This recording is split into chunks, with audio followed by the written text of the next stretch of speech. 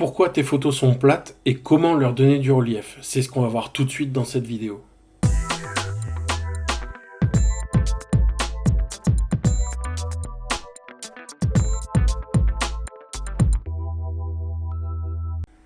Tu prends une photo, tout est net, tout est propre, mais il ne se passe rien.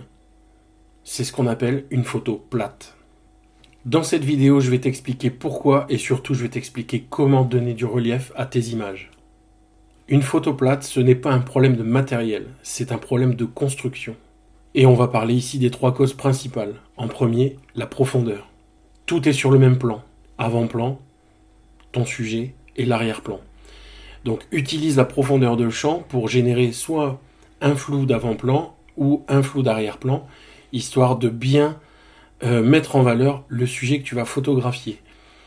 Il faut que dès la lecture de l'image, on comprenne ton intention, qu'on comprenne ce que tu as voulu passer comme message au travers de ta photo, et donc on comprenne le sujet immédiatement. Dans les 3 secondes, quand on regarde l'image, il faut qu'on ait compris ce que tu voulais faire passer comme message. Deuxième problème, une mauvaise lumière. La solution, c'est de choisir une lumière latérale ou alors une lumière en contre-jour. Tu peux avoir de très belles photos avec des contre-jours. Privilégie ce qu'on appelle les heures dorées, donc tôt le matin ou tard le soir. Tu peux trouver très facilement des applications qui vont te donner les fourchettes d'heures auxquelles on peut avoir les heures dorées. Et ça change complètement la couleur de tes photos et ça donne un relief fou et un charme fou à tes photos. Il y a une différence énorme entre une photo prise au zénith du soleil, donc avec une lumière très dure, très forte, comparée à une lumière à une photo qui a été prise aux heures dorées. Si tu fais une photo de paysage ou une photo d'un village en étant reculé, une photo globale d'un village, tu auras des bien meilleurs résultats aux heures dorées que aux heures classiques de la journée. Surtout les pires heures pour prendre des photos de ce genre, c'est entre midi et 14h, là où la lumière est la plus dure et la plus forte. La troisième chose qui peut rendre tes photos plates, c'est que tu es mal placé ou à la mauvaise distance. En effet, la position par rapport à ton sujet est très importante.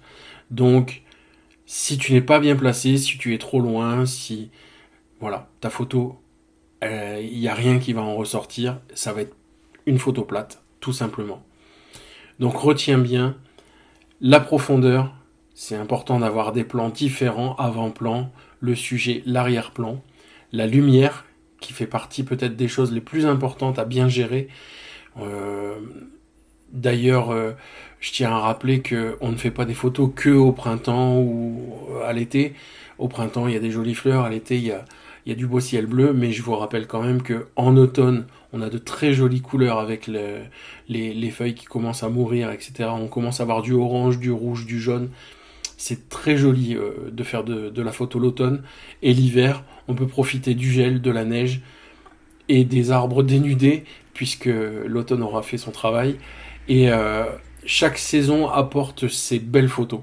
Voilà. Et donc, la dernière chose, ta position et ta distance par rapport à ton sujet, qui sont aussi très importantes.